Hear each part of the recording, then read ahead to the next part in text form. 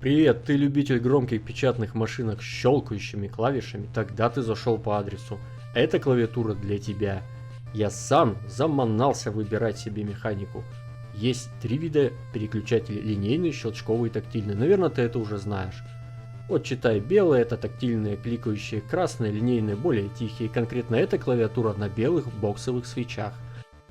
У меня голова кругом пошла от разнообразия этих свечей. Красные, зеленые, синие, коричневые, голубые, черные, белые. Остановитесь! В погоне за бесшумностью я выбрал клавиатуру от Cougar. В предыдущем ролике на нее у меня был обзор.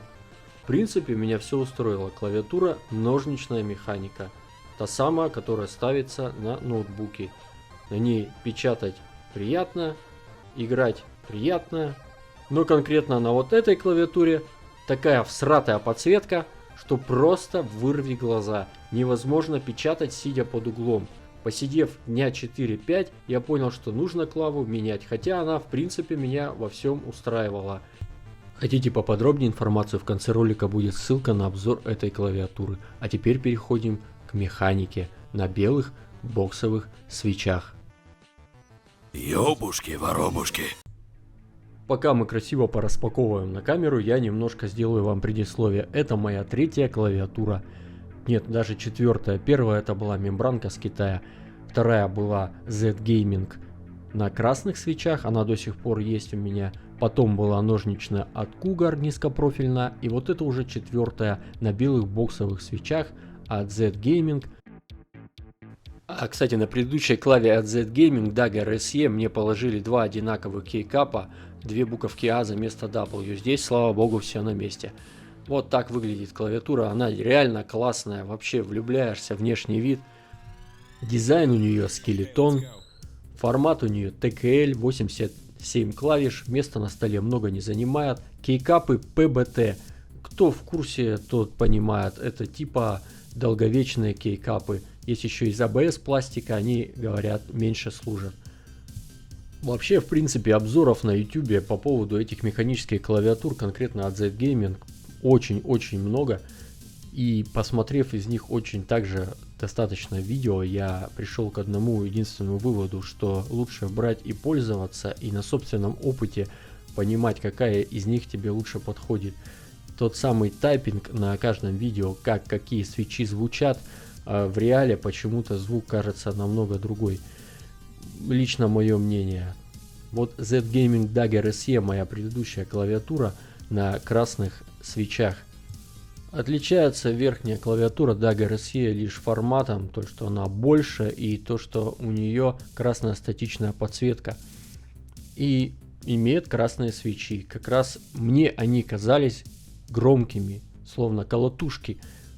Почему-то, почитав и послушав, мне показалось, что белые боксовые свечи звучат таки тише.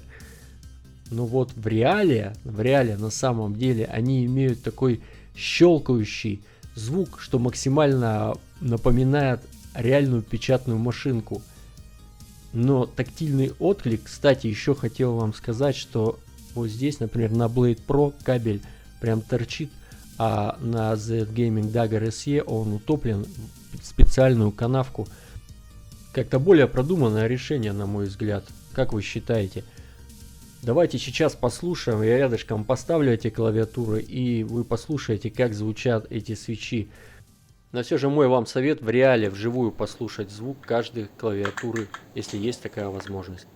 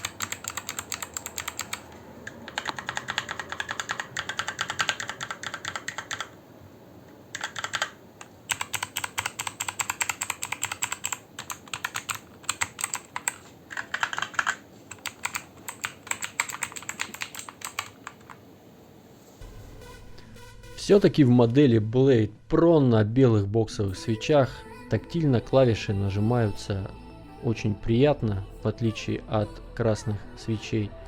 И звук такой цок-цок, ну, что-то в этом есть, но звучит она в реале громче. Может быть, на видео это и не так слышится, но звучит она громче.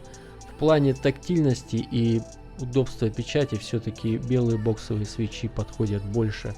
Для игр я бы посоветовал красные свечи брать. На этом все. На этом мой пока опыт в использовании механики заканчивается. Спасибо за просмотр. Поставьте лайк, кому не жалко. И удачи вам в выборе вашей самой-самой замечательной клавиатуры. Надеюсь, вам повезет. Пока.